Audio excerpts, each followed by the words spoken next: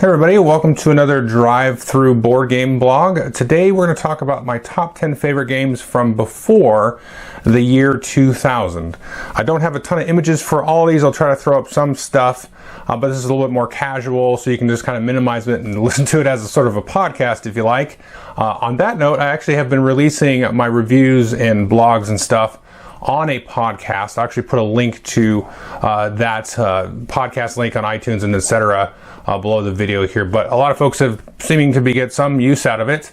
Just basically the reviews in audio format without any editing whatsoever. So a lot of folks expressed that to me over the fall, actually, while I was at BGG Con, and I said, okay, enough people are asking me about this, I might as well try doing it, and I did it, and so people seem to enjoy it to varying degrees. So if you don't have a chance to ever watch these videos that often, you can throw on a podcast and see what I think about, the Gallerist or one of these top 10 lists.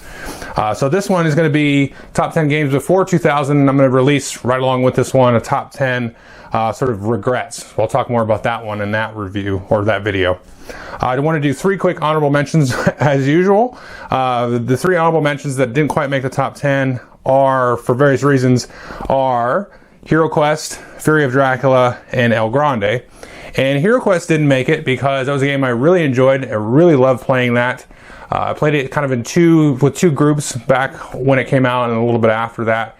But it's kind of been replaced. But it's one of the games that was kind of knocking on the door of being in the top, 10 games before 2000. But I feel like it's kind of been replaced, especially by Shadows of Brimstone and Galaxy Defenders, in my case, and a lot of other games, frankly. Fury of Dracula, I didn't include that because I didn't really play that until just a few months ago. So I couldn't really say it was 2000 or prior because the new edition is the one I'm familiar with, but it did initially come out. I didn't write down the year, I should have did that, but it came out before the year 2000. It's an excellent game. Go check it out, the new edition from Fantasy Flight there. And the other one has also been replaced, and that's El Grande. And I've played through quite a bit of area control games, and kind of the top echelon, I would say El Grande is definitely up there. Tammany Hall is another one that's really great up there. Blood Rage is probably the king for me right now, although I've been really enjoying Empire's Age of Discovery, which is a reprinting or redoing of Age of Empires 3.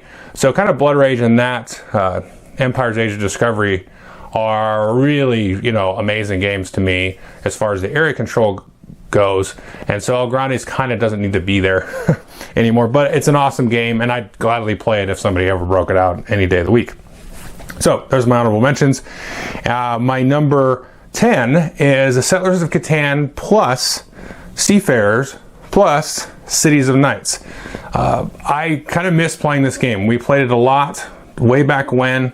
I played a lot of Catan, in the 90s, or maybe 2000, like right in that cusp there.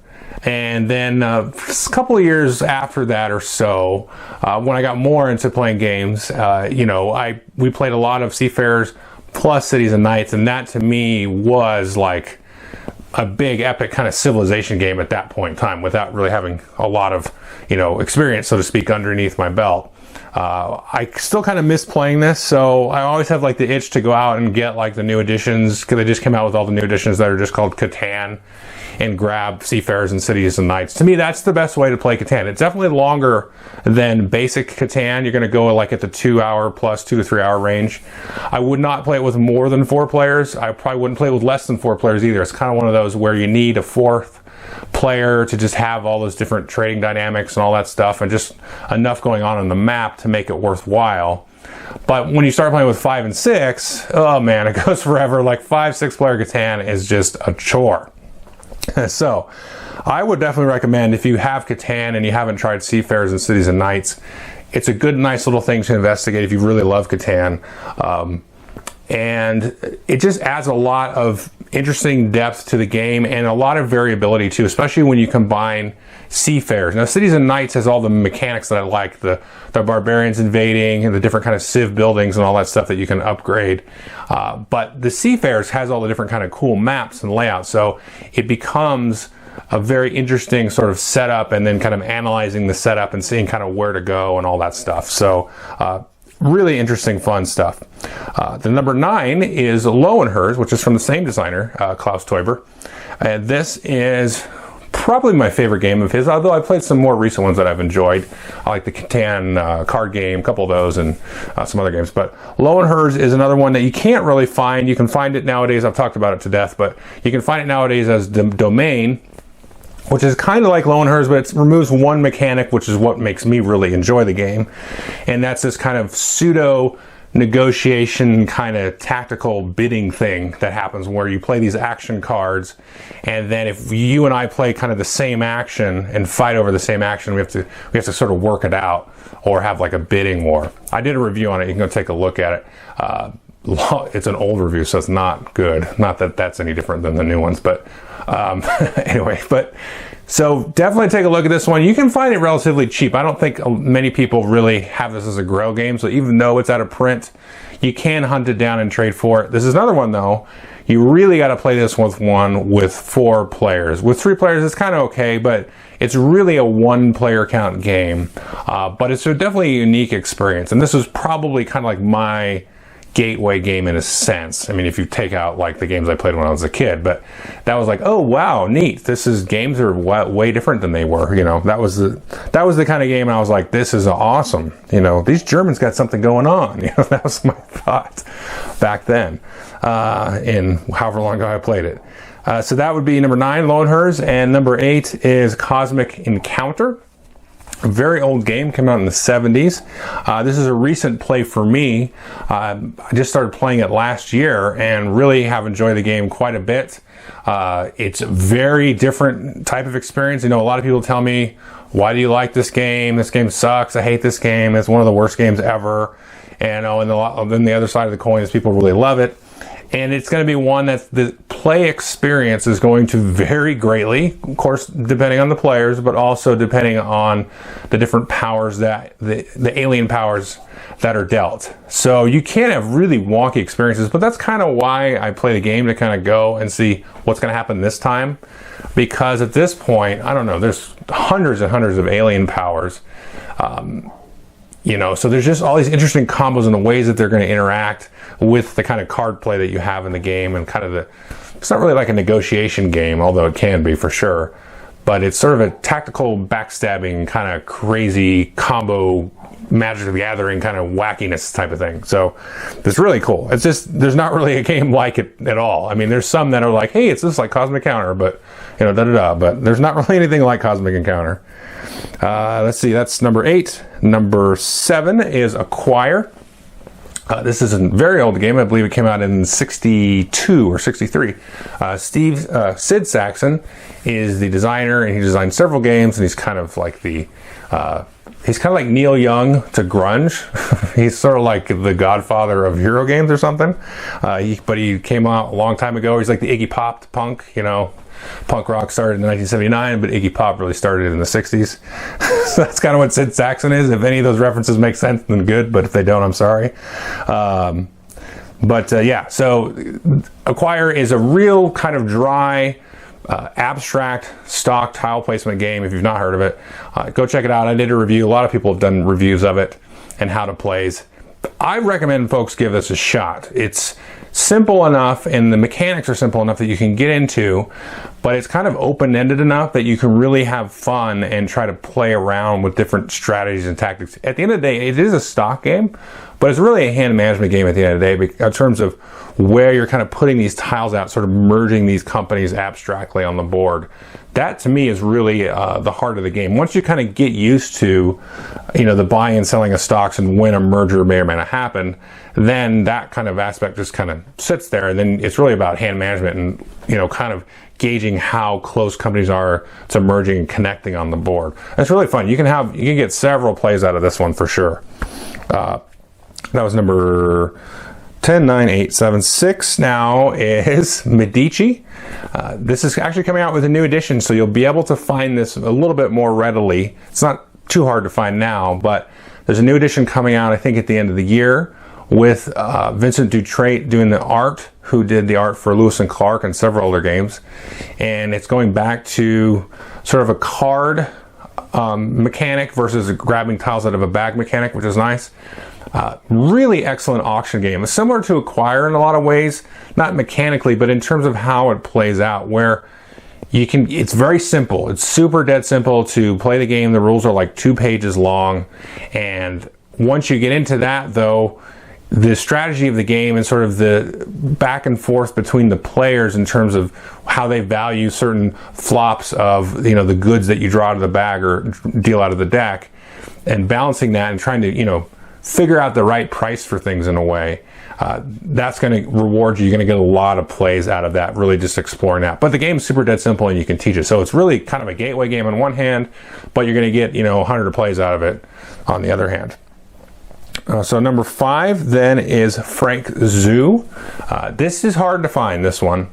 I've talked a lot about this. This is in my top 100 games. A lot of these are my top 100 games, but this is a real interesting kind of ladder climbing, trick taking, mash 'em up kind of game where it's kind of part a kid's game, but then it has these advanced rules, which is what I would recommend playing with, as you have these kind of shifting teams. So you play these little animals that have one animal trumps another. Like, you might be playing, this is off the top of my head, but a bird and then the lion, and then the elephant trumps the lion, and then the mouse trumps the elephant, and then you kind of go back around in a circle. And then you have like 2 branches. There's like land animals, and then there's water animals. And the water animals, you have like goldfish, and then like big piranhas, and then the killer whale is the sort of the top of that tree. And you play different sets like pairs and 3 of a kind and so on like that. But then at the end of each round, you kind of shift teams. So you have these partners, and it kind of really abstracts and streamlines like bidding. So if you think of a game like Bridge or other ladder climbing games, it takes all of that sort of brain stuff out of it, but it still kind of has some interesting tactical card play, and it plays well at some of the different kind of odd player counts that some of the other ladder games don't necessarily play well at. So that's another one that I would throw up there. Number 4 would be Dune, and this came out also around the same time as Cosmic Encounter. It has been redone as Rex by Fantasy Flight Games, which I have, but I haven't had a chance to try that one yet. The group is not so keen to try that. I know some of you guys watched the video. So they just like, no, I don't want to play Rex, let's play Dune instead. I'm keen to try it just because I'm interested in the mechanical tweaks. Dune is getting a little bit of a bump for me because of the theme. I'm a big fan of the books, and a little bit less so the movie and the miniseries, but it has some kind of wonkiness to it, and I'm not going to review it here, but it has some interesting wonkiness to it in terms of how player alliances are going to kind of shift, and having these different leaders and controlling your troops on the board and trying to get at these little spice blooms, which are kind of like the resource in the game. And you have to control these different fortresses, a certain number of fortresses, depending on how many people are in your alliance. So you could have like a 2 or 3 person alliance, but basically have to control the whole board, which if you were wanting to win by yourself, you'd have to control, a bunch of stuff just by yourself, which is very hard to do. So it has this kind of very interesting gameplay that you don't see really at all anywhere else, similar to Cosmic Encounter. Just the way this sort of plays out over time is very interesting. And I played a game where the game ended in less than an hour, and also where it went like, by 3, I don't know, maybe 4 or 5 hours, something like that. I don't remember exactly, but so it's going to be very kind of wonky in terms of how it plays out that way as well. But that's kind of part of the fun as well. But it's very interesting. You can't find it really anywhere for a cheap price. So maybe check out Rex, which you can find for a cheap price, and just kind of imagine that you're playing a Dune. But if Dune's not really important to you, I would still recommend giving Rex a try, because it's, again, a very unique kind of system that you just can't really find anywhere. Let's see, number 4, excuse me, I did number 4. Number 3 is Upfront. This is, I apologize for this. This you can't find anywhere because it's like in this weird legal limbo now. Oh, that's not true. I'm sorry. I just completely forgot that you can find it on Drive-Thru Cards. I will try to find a link to that and put that there. You can kind of get it printed out and, sent to you. Sort of like a print and play all, but I've seen the prints of it. It's a very good quality. You just got to download the manual and stuff. I would definitely take a look at this game. I think it's it's long and kind of forgotten at this point, but it is kind of underrated. Very interesting head-to-head tactical card play where you're kind of developing the battlefield as you go, but there's also lots of different unit types and things. They'll have different abilities and stuff, and you can kind of set up your guys in different formations and have this really, well, they kind of describe it as advanced squad leader to the card game, and it kind of does feel like that, where you can really kind of feel the heat of the fire and all that kind of stuff. So it's very cool and very tactical, and it kind of has multi-use cards where you can use it for terrain, or the cards, you flip them off the deck instead of rolling dice to get different randomization numbers along the bottom of the cards. Very interesting, a different kind of gameplay that really hasn't been replicated at all. So I would take a look at that one if you can find it for cheap, or go ahead and just print it out from Drive-Thru Cards there, and I'll put a link there. So number 2 is Samurai. This is from Reiner Knizia. It's a very abstract territory kind of area control game set in the medieval Japan, where you're trying to influence the various kind of sects, like the merchants and the religious folks and all that stuff. And you have these tiles that you lay out to sort of influence these different towns, and and grab these little tokens and get enough of them to your side. The scoring is very wonky to explain, but it's actually very simple. Once it kind of clicks, it's super simple. But it plays really quickly. There's a lot of replayability here. It plays good at all the different player counts. I probably like it most at 2 and 4. 3, I don't want to get into why I don't like it with 3, but it kind of gets kind of weird. Like, you get kind of pincered between 2 players, which is annoying, but it doesn't always happen, but I've seen it happen where somebody just kind of gets pushed off the side. Where 4, there's enough going on that it's kind of difficult for that to happen, although it can still happen, but it feels less like you're being picked on. And then with 2 players, of course, it's just head to head, and then it's a little bit of sort of bluffing which tiles you have, because everybody has the exact same tiles, but you draw them, one at a time, and you start with 5. So you always have a hand of 5. So you have the same tiles, but not necessarily the same exact ones in your hand that your opponent has, but you know what they're capable of at some point. Very interesting game, probably overlooked to a degree. Fantasy Flight just did reprinting of this one. So you can definitely find it. And then number 1 is another Reiner Knizia game, probably not a surprise. It is Tigris and Euphrates, and Fantasy Flight has also reprinted that one. That's actually the edition I have here. I do like this edition better. I had an old edition that didn't have any of the new rules and new maps, so this was kind of the first for me, is having some of those new rules. This is one of my favorite games of all time. It's my number 2 favorite game, actually. And I think it's my number 2. Yes, it's my number 2. And this is really good. So it's very abstract. So if you think of like a choir, where you're playing down these different tiles and trying to, control territory, maybe connect networks, and there's different colored tiles, and they're trying to like put them in such a way that they generate these different resources for you. But because the board is so kind of open-ended, it really allows for a variety of kind of strategies and tactics that you can try.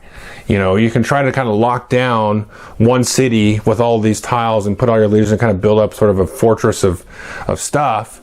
Or you can kind of be very aggressive, right from the beginning. And you can go after, and because you can have like attacking. And so if you have like the same kind of leader as your opponent in a particular town, you have these tiles that can either use to be played on the board to kind of grow and build up your resources, or even develop these temples, these monuments, or you can kind of keep some in your hand as ways to kind of play and kind of add to your combat strength. So there's a real kind of interesting link, I guess, between the abstract, because it's crazy abstract, but on the other hand, the thematicness of it really comes through. And Reiner Knizia, rightly so to some degree, gets bashed for just kind of pacing on themes, and maybe he pasted this one on, but it like fit perfectly. It was like it's just like a nice coat of metallic paint that just fits perfectly with this game. It just really comes through the whole civilization and various resources. So you need to sort of grow your civilization equally between religion and politics and warfare and all that stuff. So all of that really actually kind of comes through in the game, I think. So not to a simulation degree, but the sort of the mental theme of it comes out. Okay, so that is my top 10 games before the year 2000. stay tuned for my next top 10, which is going to be my top 10 games that I regret trading and or selling. Okay, see you on the other side. Thanks.